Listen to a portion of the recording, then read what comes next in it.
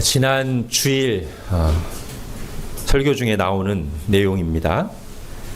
하나님께 영광을 돌리려면 먼저 하나님의 영광을 봐야 하고, 하나님을 즐거워하려면 먼저 그 하나님의 영광의 빛이 우리 영혼을 비추어서 우리 영혼을 만족시키는 것을 맛보아야 한다, 이런 말을 했습니다. 맞습니다. 우리가 하나님을 영화롭게 한다는 것은 하나님께 없는 영광을 우리가 만들어 드리는 게 아닙니다. 하나님이 빛을 비추지 않으시는데 우리가 전구를 달아서 하나님을 빛나게 해드리는 게 아니란 말이에요.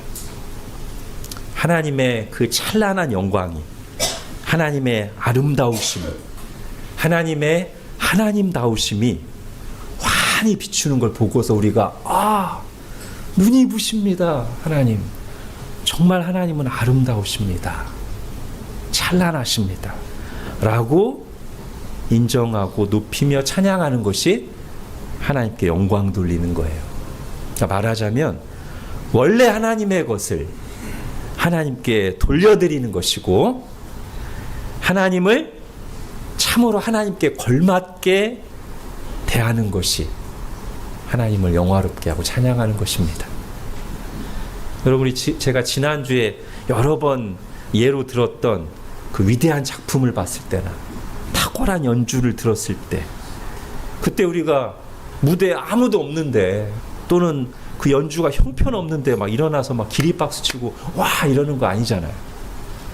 탁월한 작품과 연주와 퍼포먼스를 보고, 즉 찬란한 빛이 비추자, 우리가 그에 걸맞는 찬사와 박수와 환호와 칭찬을 하는 거잖아요. 와 진짜 빛난다. 그게 영광 돌리는 거예요. 그러니 우리가 하나님께 제대로 영광을 돌리려면 먼저 하나님의 영광을 봐야 됩니다. 하나님을 제대로 알아야 됩니다. 하나님의 은혜를 깨닫기도 하고 맛보기도 해야 됩니다. 하나님은 우리에게 당신의 영광을 보여주지 않으시면서 우리 보고 영광 돌리라고 말씀하지 않으십니다. 비유컨대 태양이 전혀 빛을 비추지 않으면서 달에게 반사하라고 하지 않는다는 거예요. 먼저 태양이 빛을 비출 때만 달이 그것을 반사하면서 빛날 수 있다는 것이죠. 그렇다면 하나님은 어떻게 우리에게 자신의 영광을 드러내시며 스스로를 알리십니까? 오늘 시편 본문의 19편, 그것이 잘 정리되어 나옵니다. 시편 기자는 하나님이 자신의 영광을 알리시기 위해서 우리에게 주신 두 개의 계시 또는 두 권의 책을 노래하고 있습니다. 이걸 이제 여러 말로 표현할 수 있는데요. 가장 일반적으로는 일반 계시와 특별 계시, 또는 자연 계시와 말씀 계시, 또는 창조 계시와 성경 계시, 이런 식으로 표현할 수 있어요. 근데 이 각각의 용어들이 정확히 같은 의미는 아닙니다, 사실은. 그러니까 성경은 특별 계시지만 모든 특별 계시가 성경은 아니에요, 사실은. 그러나 이제 오늘날 시점에서 봤을 때는 사실상 특별 계시가 성경밖에 없기 때문에 오늘 저는 이제 이걸 혼용해서 사용하겠습니다. 일반 계시, 자연 계시, 창조 계시를 거의 같은 개념으로 사용하고, 특별 계시, 말씀 계시, 성경 계시를 거의 같은 개념으로 사용할게요. 오늘 시편에는 이 두 계시가 가지는 특징이 잘 드러납니다. 먼저 일반 계시를 보겠습니다. 오늘 말씀 1절을 같이 읽을게요. 시작. 하늘이 하나님의 영광을 선포하고 궁창이 그의 손으로 하신 일을 나타내는도다. 예. 하나님이 만드신 이 피조 세계가 우리에게 하나님의 영광을 너무나 밝히 찬란하게 비춰준다는 거예요. 지난주에 봤던 시편 8편 말씀과 거의 비슷한 내용이죠. 여러분 핸드아웃 보십시오. 시편 8편. 오늘 예배 전에 찬양도 두 곡이나 했습니다만, 여호와 우리 주여 주의 이름이 온 땅에 어찌 그리 아름다운지요. 주의 영광이 하늘을 덮었나이다. 우주와 그 안에 있는 수많은 생명체들을 비롯한 만물들은 하나님의 탁월한 작품이며 장엄한 오케스트라라는 것이죠. 그래서 시편 기자는 이 광대하고 아름다운 작품을 만들기도 하시고 지금 지휘하기도 하시는 최고의 예술가이자 감독이신 하나님의 영광을 노래하고 있는 거예요. 그러면서 이 창조 계시의 특징을 이렇게 묘사합니다. 오늘 본문 2절부터 4절을 보십시오. 날은 날에게 말하고 밤은 밤에게 지식을 전하니 언어도 없고 말씀도 없으며 들리는 소리도 없으나 그의 소리가 온 땅에 통하고 그의 말씀이 세상 끝까지 이르도다. 자, 이 표현들을 보세요. 소리가 없으나 그의 소리가 온 땅에 통하고, 들리지 않는 소리가 온 땅에 퍼진다. 또 언어도 없고 말씀도 없는데 그의 말씀이 세상 끝까지 이르도다. 말 없는 말이 천리 간다죠. 그죠? 말 없는 말이 아니라 이 표현을 말 없는 말이 천리 간다. 이게 지금 표현 자체는 모순됩니다만 그 속에 분명 진리를 담고 있고 우리로 하여금 생각하게 하죠. 와, 이게 무슨 뜻인가? 말 없는 말이 천리 간다는 게, 소리가 없는데 온 땅에 들린다는 게 무슨 뜻인가? 여러분, 이게 시적 표현이잖아요. 이거랑 비슷한 표현을 가진 시가 있어요. 우리 학교에서 배운 유치환 시인의 깃발이라는 시 아시죠? 그 깃발의 첫 번째 행이 뭐예요? 이것은 소리 없는 아우성. 그죠? 원래 아우성은 막 소리를 막 치는 건데 그 시인이 깃발이 막 나부끼는 걸 보면서 이것은 소리 없는 아우성. 누군가 이걸 보고 에이 틀렸네. 어떻게 소리가 없는데 아우성. 이러지 않잖아요. 오히려 그걸 보고서 와, 공감하면서 그래서 메시지를 우리가 딱 받잖아요. 오늘 시편 기자도 똑같은 방식으로 하나님이 만드신 세계가 그렇다는 거예요. 언어 계시는 아니에요. 그렇지만 이 세계는 그 존재 자체로 그 광대함과 아름다움과 그 속에 있는 생명의 신비들과 그 상호 간에 어우러진 질서와 조화를 통해서 이걸 만드신 분의 위대하심을, 아름다우심을, 지혜로우심을, 전능하심을 우리에게 분명하게 선포하고 알려주고 있다는 거예요. 자, 바울은 똑같은 진실을 로마서에서 이렇게 표현했습니다. 여러분 핸드아웃에 로마서 1장 같이 읽겠습니다. 시작. 이는 하나님을 알만한 것이 그들 속에 보임이라. 하나님께서 이를 그들에게 보이셨느니라. 창세로부터 그의 보이지 아니하는 것들 곧 그의 영원하신 능력과 신성이 그가 만드신 만물에 분명히 보여 알려졌나니 그러므로 그들이 핑계하지 못할지니라. 아멘. 하나님이 만드신 피조 세계에는 하나님의 영원하신 능력과 신성이 분명히 드러난다.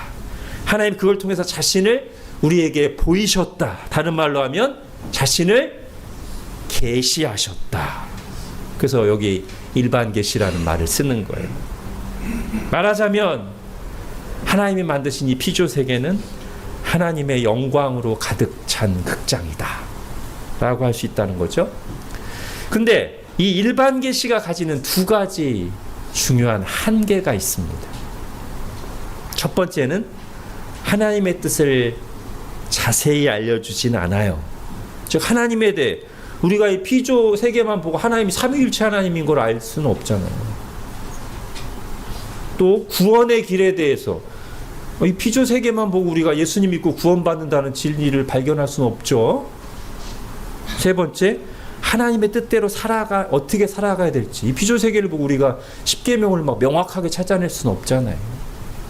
자, 그런 한계가 있고 또 하나, 이건 이제 일반 계시 자체의 문제라기보다는 인간의 눈이 어두워서 아무리 이 세계가 막 찬란하게 빛난다고 해도 아무리 탁월한 작품으로 가득 찬 극장에 들어간다고 해도 거기에 들어간 우리가 맹인이면 어떻게 해요? 빛이 아무리 강렬하게 비춰도 전혀 알아볼 수가 없잖아요. 그러니까 아담 이후에 부패한 인간의 상태가 그래요. 영적인 눈이 어두워요.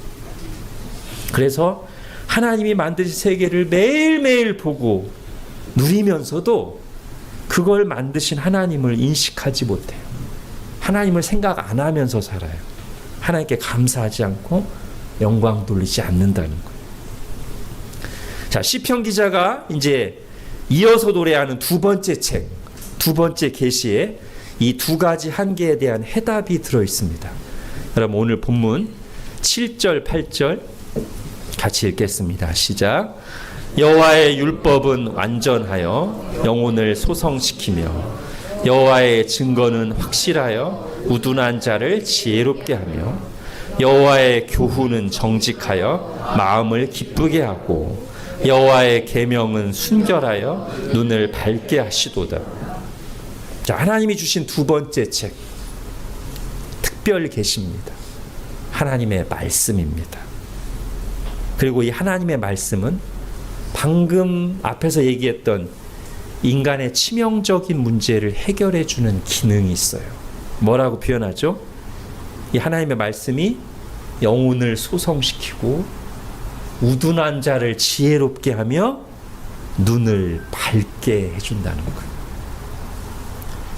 자, 첫 번째 계시, 이 우주 만물, 피조 세계, 일반 계시는 하나님의 영광을 찬란하게 보여주는 위대한 작품이에요. 근데 거기까지만인데 이 두 번째 계시는 하나님의 영광을 우리에게 알려줄 뿐 아니라 그걸 볼 수 있는 눈을 열어주는 역할까지 한다는 거예요. 일반 계시를 해석해주고 일반 계시가 다 말하지 않는 하나님의 뜻을 더 정확하게 풍성하게 우리에게 알려준다는 것입니다. 하나님께서 은혜의 방편으로 이 말씀을 사용하실 때 우리에게 그런 일이 일어나요. 이 말씀을 통해 우리가 영혼이 거듭나게 되고 그때부터 영적인 눈이 열려서 하나님의 영광을 보게 되고 하나님의 세계를 바르게 해석하게 되고 하나님의 베푸신 은혜를 알아서 비로소 하나님께 제대로 반응하게 된다는 거예요. 디모데후서 3장에서도 그걸 말하고 있습니다. 여러분 핸드아웃에 디모데후서 3장 읽겠습니다. 시작. 또 어려서부터 성경을 알았나니 성경은 능히 너로 하여금 그리스도 예수 안에 있는 믿음으로 말미암아 구원에 이르는 지혜가 있게 하느니라. 모든 성경은 하나님의 감동으로 된 것으로 교훈과 책망과 바르게 함과 의로 교육하기에 유익하니 이는 하나님의 사람으로 온전하게 하며 모든 선한 일을 행할 능력을 갖추게 하려 함이라. 아멘. 뭐가요? 성경. 하나님이 주신 두 번째 책, 성경 계시가 이 일을 한다는 거예요. 자, 우리의 요리문답 두 번째 문답이 바로 이 내용을 담고 있어요. 하나님이 어떤 분이신지, 우리가 어떻게 하나님을 알고 그분의 뜻대로 살아가야 하는지는 오직 하나님의 말씀인 성경을 통해서만 참되게 알 수 있다고 고백하는 것입니다. 여러분 핸드아웃에 웨스트민스터 소요리 문답 제2문, 제가 문을 읽고 답을 같이 읽겠습니다. 하나님을 영화롭게 하고 즐거워하는 것을 지도하시려고 하나님께서 우리에게 주신 법칙은 무엇입니까? 하나님을 영화롭게 하고 즐거워하는 것을 지도하시려고 하나님께서 우리에게 주신 유일한 법칙은 구약과 신약 성경에 기록된 하나님의 말씀입니다. 아멘. 여기 아주 강렬한 표현이 하나 담겨 있어요. 성경은 하나님을 영화롭게 하고 즐거워하는 것을 지도하시려고 하나님이 우리에게 주신 여러 가지 방법들 중에 하나가 아니라 뭐라고 얘기해요? 예, 하나님께서 우리에게 주신 유일한 법칙이다. 여기서 오늘 설교 제목이 나왔습니다. 오직 성경. 그리고 이 오직 성경이라는 말은 종교개혁자들이 올바른 신앙의 회복을 위해 첫 번째 원리로 삼았던 거죠. 오직 성경. 무슨 뜻입니까? 오직 성경만 보라는 말이 아니고요. 오직 성경을 통해 모든 것을 보라는 말입니다. 다시 말해 하나님이 어떤 분이시고 우리를 향한 하나님의 뜻이 무엇이며 우리가 하는 모든 생각과 행동의 옳고 그름을 판단하는 데 있어서 성경만이 절대 궁극적인 기준이고 최고의 원리라는 거예요. 그 자리에, 즉 궁극적인 기준이자 최고 권위라는 자리에 다른 것들이 오면 안 되고 성경만 있어야 된다는 거예요. 오직 성경만 그 자리에 있어야 돼요. 다른 뭐 전통이나 중세시대라면 교황이나 우리의 경험이나 감정, 그게 모든 것을 판단하는, 하나님을 알려주는 궁극적인 기준과 최고 권위 자리에 절대 오면 안 되고 그 자리에는 성경만 있어야 되고 이 나머지 모든 것들은 그 성경을 통해서 해석하고 분별돼야 된다는 말입니다. 그게 오직 성경입니다. 왜 그래요? 우리의 경험, 사람들이 만든 모든 사상과 전통과 문화 등은 항상 오류의 가능성을 가지고 있기 때문이에요. 우리가 지금 생각하는 거 틀릴 수 있다는 말입니다. 이 시대에 마치 당연한 사실처럼 받아들여지고 있는 사상과 문화와 가치관이 사실은 틀릴 수 있다는 거예요.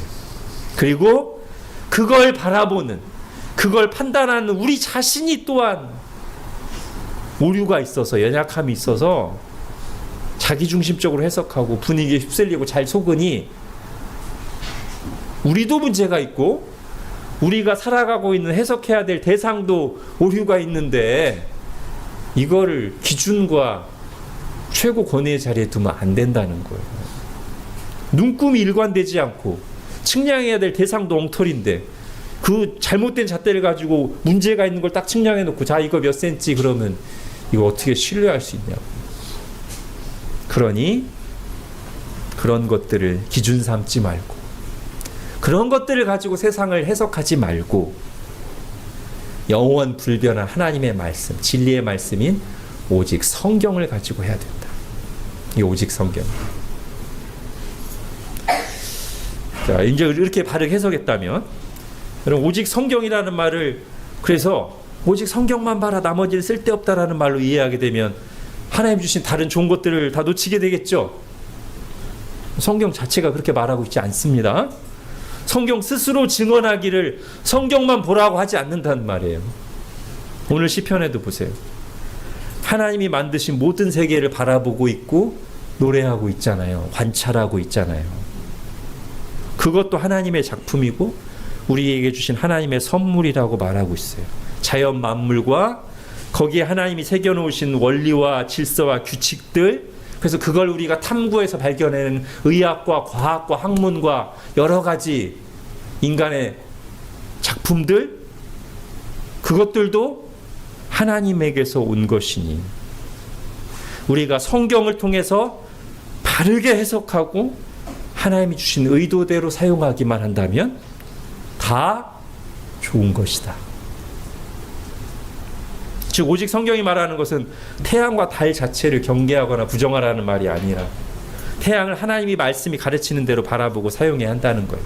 태양을 숭배하지 말고 보름달을 보면서 소원을 빌지 말고 하나님이 만드신 피조물로 하나님의 작품으로 하나님이 우리에게 유용하도록 주신 선물로 바라보라는 거예요.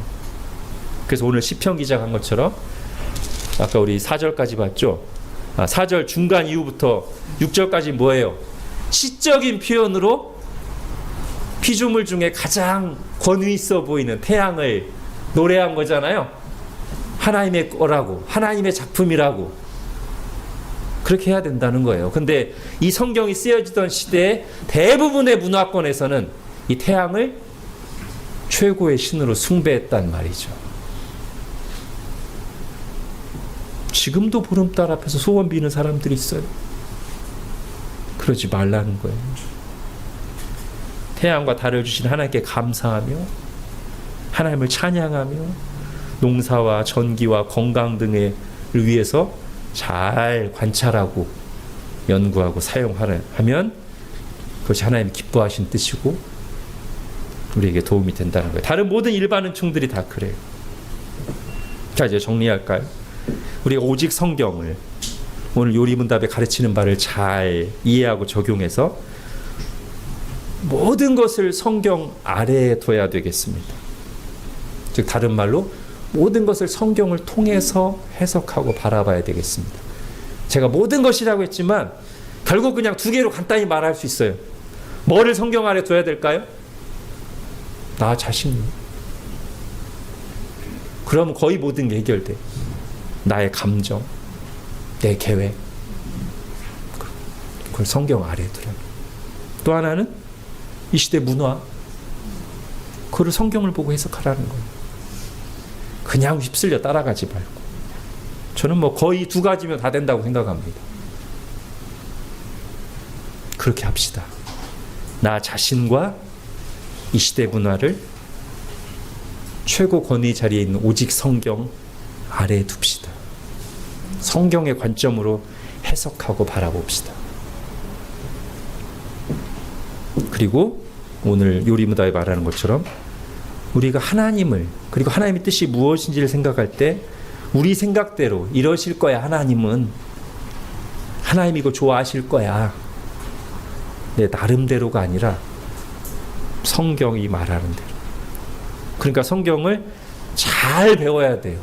그냥 몇 구절 그냥 외우고서 성경 다 아는 것처럼 하면 안 되고 성경을 잘 배워야 돼요.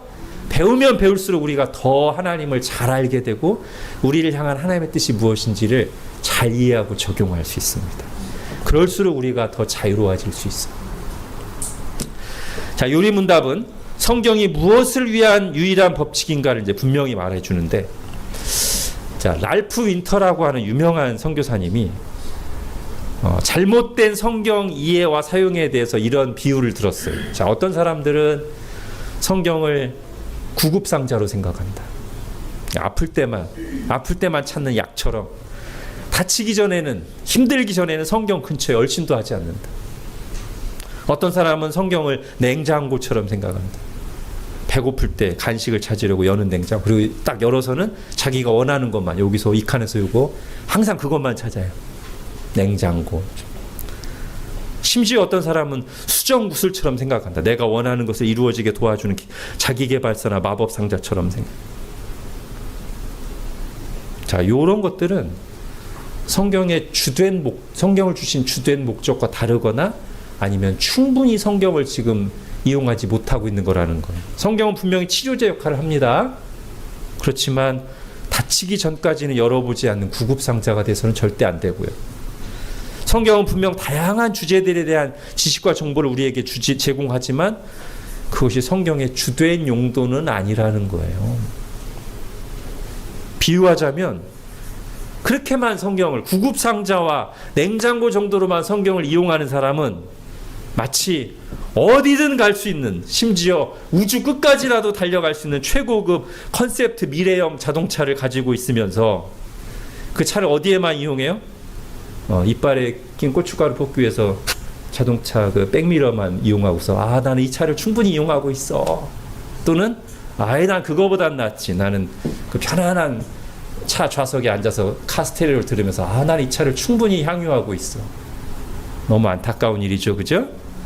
거기 머물러서는 안 된다는 거예요. 원래 그 차를 그 차가 할 수 있는 용도를 충분히 알고 사용해서 유익을 얻어야 되죠. 하나님께서 우리에게 성경을 주신 훨씬 더 큰 목적이 있어요.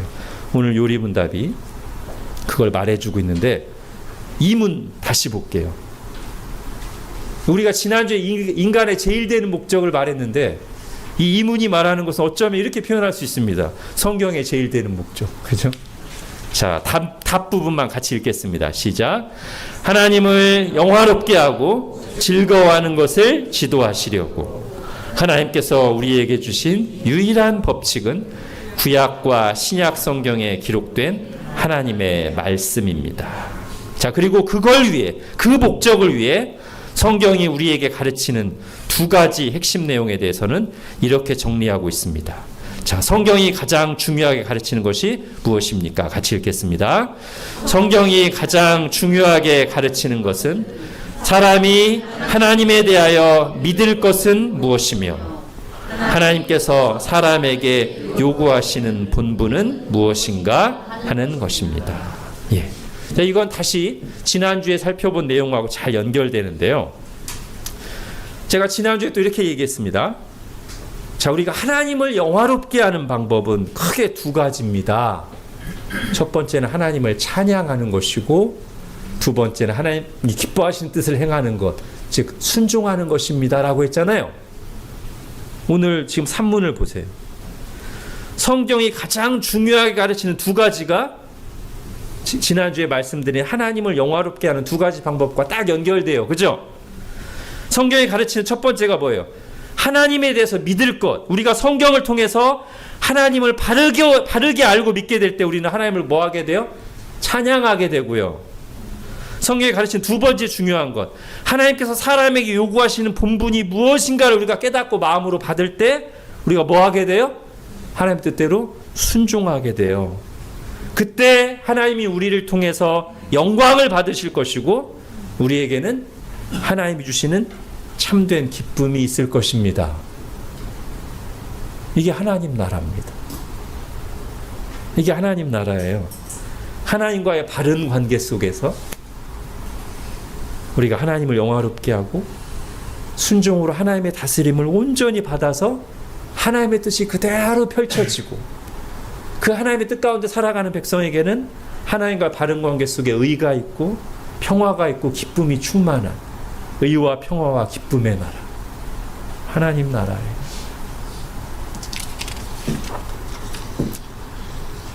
이제 하나만 더 생각해보고 정리하겠습니다. 자, 오늘 성경에 대해서 우리가 생각하고 있는데 이 성경을 누가 사용하는가 하는 거예요. 성경 사용자가 누군가? 누굽니까? 둘이에요. 성경 사용자가. 첫 번째 성경 사용자 하나님이십니다. 즉 하나님은 성경을 주신 분이면서 성경의 저자이신 동시에 성경을 가장 적극적으로 사용하시는 분입니다. 하나님은 성경의 저자이자 사용자세요. 하나님이 성경의 사용자라는 것이 무슨 뜻이에요? 하나님이 우리에게 주신 당신의 말씀, 이 성경을 통해서 오늘 우리에게 말씀하시고 자신을 가르쳐 주신다는 뜻입니다. 당연히 이 말씀의 주된 내용은 오늘 요리문답에 정리해서 보여주듯이 하나님이 어떤 분이시고 우리가 어떻게 하나님의 뜻대로 살아야 되는지를 가르쳐 주는 것이고, 자, 성경의 두 번째 사용자 누구예요? 어떤 우리? 하나님의 은혜로 눈이 열려서 성경을 하나님의 말씀으로 받는 신자들, 그들이 성경의 두 번째 사용자예요. 신자들은 이 성경을 통해, 다른 것을 통해서가 아니라 이 성경에서 하나님의 뜻과 마음을 배우고 묵상하고 실천합니다. 우리가 이 성경을 볼 때 성경에서 뭘 발견하기 위해서 봐야 되겠어요? 오늘 요리문답에 정리한 것처럼 하나님이 어떤 분이신지, 그리고 우리가 어떻게 하나님을 뜻대로 살지, 우리를 향한 하나님의 뜻이 뭔지 항상 이 두 가지에 초점을 맞추고 보면 되겠죠? 어떤 목적으로, 어떤 자세로 봐야 돼요? 이 성경에서 내 호기심을 채우거나 이 성경 말씀을 잘 이용해서 다른 사람을 판단하고 자기를 합리화하기 위해서 성경을 보면 안 되고요. 어떤 목적으로? 인간의 제일 되는 목적을 수행하기 위해서 어떻게 내가 하나님을 성경을 통해서 잘 알아서 하나님을 영화롭게 하고 어떻게 하나님을 즐거워할지 그거를 배우기 위해서. 여러분, 사용자 1이 있기 때문에 사용자 2가 가능한 거예요. 하나님께서 이 성경을 사용하시니까 우리가 이 성경을 통해서 유익을 얻는 거란 말이죠. 즉 하나님께서 이 성경을 통해서 우리를 찾아오시고 말씀하시고 은혜 주시고 인도하시니 우리가 이 성경을 통해서 하나님을 만나고 하나님의 음성을 듣고 은혜를 받고 주님의 인도하심을 따라갈 수 있다는 말이에요. 그리고 여기에 우리의 믿음이 필요합니다. 올바른 믿음. 아, 하나님께서 오늘 이걸 통해서 우리를 찾아오시고 일하시고 만나주시고 당신의 능력과 신실하심과 지혜로 기록하신 이 말씀을 성취해 가시는구나. 이 믿음으로 우리가 하나님의 말씀 앞에 나오는 거예요. 여러분, 하나님이 사용하시는 이 말씀을 우리도 부지런히 사용합시다. 가까이 합시다. 부지런히 읽고요. 이 말씀을 잘 풀어 전하는 설교 말씀을 잘 들으시고요. 공부도 꼭 하세요. 공부도 꼭 해야 돼요. 그리고 그렇게 듣고 공부하고 깨닫는 그 말씀을 마음에 담아서 일상 속에서 묵상을 해야 돼요. 여기까지 가야 돼요. 자, 시편은 그렇게 하나님의 주신 하나님의 말씀을 가까이 하면서 그 말씀을 항상 묵상하는 사람이야말로 정말 복된 사람, 즉 행복한 사람이라고 우리에게 말합니다. 여러분, 핸드아웃의 시편 1편 같이 읽겠습니다. 시작. 복이 있는 사람은 악인들의 꾀를 따르지 아니하며 죄인들의 길에 서지 아니하며 오만한 자들의 자리에 앉지 아니하고 오직 여호와의 율법을 즐거워하여 그의 율법을 주야로 묵상하는도다. 예,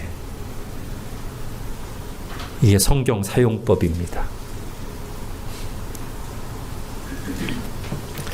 자, 또 하나 성경을 잘 사용한 좋은 모범으로 등장하는 사람이 이제 신약 성경에서 베레아 사람들이에요.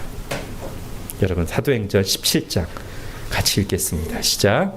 베레아에 있는 사람들은 데살로니가에 있는 사람들보다 더 너그러워서 간절한 마음으로 말씀을 받고 이것이 그러한가 하여 날마다 성경을 상고함으로 그 중에 믿는 사람이 많고 또 헬라의 귀부인과 남자가 적지 아니하니. 네.